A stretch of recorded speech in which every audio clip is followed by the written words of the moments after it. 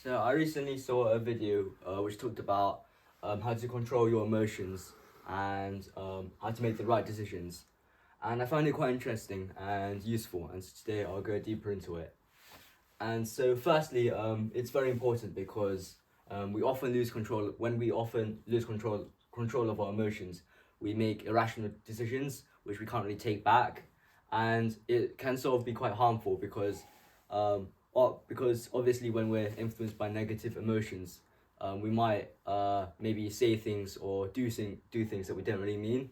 So yeah, often when I have arguments with my sister, I uh, often say like things that I don't really mean, and so yeah, now that I look back, it can be like it could have been quite hurtful, and so basically, yeah, it's not just me, but I think a lot of people go through this, and so yeah, it's even though it's normal, it's good to sort of learn how to manage your emotions and to be better at controlling how you react to things.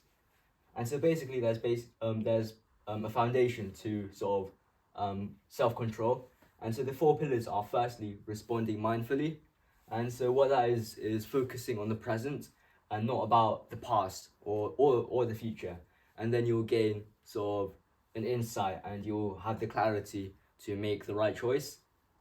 So if you think about it, let's say I had an argument with my sister. Instead of being negative and focusing on the argument and letting those negative emotions just stay inside of me, I could have just sort of looked out and looked at the present and sort of like realized that the better option was just to make up and to apologize. Next is to embrace discomfort, and yeah, basically practice and train yourself to do hard things so that eventually when life gives you hardships, you will be able to stand back up and not really let the negative emotions control you. So I remember watching a movie called The Pursuit of Happiness, which talked about Chris Gardner, and basically he lost his job, and his wife left him alone with his child, and basically if he let those negative emotions sort of keep at him, and like he just sat there thinking about how unfortunate he would have stayed homeless for a really long time. He got back up immediately and started applying for jobs, and eventually he was able to become successful and was able um, to stop being homeless with his and give his son a better life. Um, and next is to focus more on what's important. And yeah, my dad often tells me to do things that I like are quite annoying. So maybe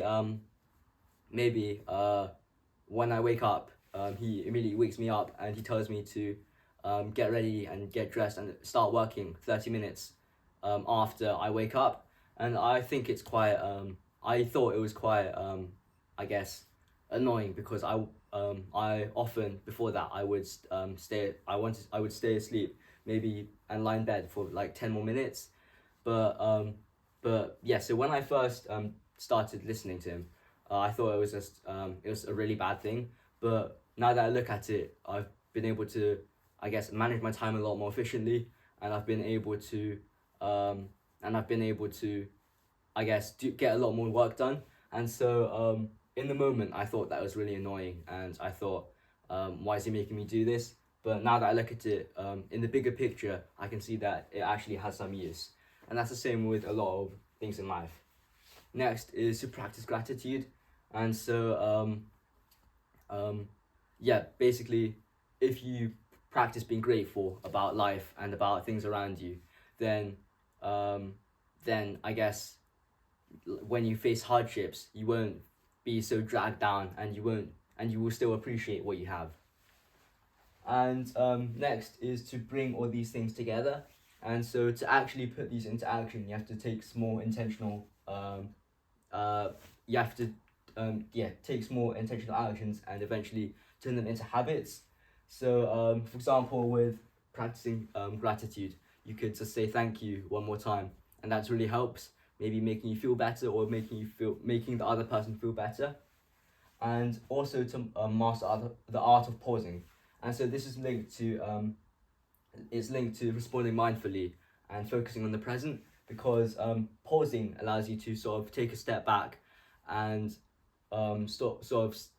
like leave your negative emotions and like make the rational choice. And yes, and next, I also think was really useful is to get into a routine of I guess voluntary discomfort. And so like I said before, putting yourself to do hard things can sort of help you get back up when there are hardships. So maybe like going for a run in the morning or going to the gym, even though it might seem difficult at first, you'll get used to it and you'll see the value, and also you'll be more resilient and strong when things aren't going your way. I think that's all. I hope you learned something.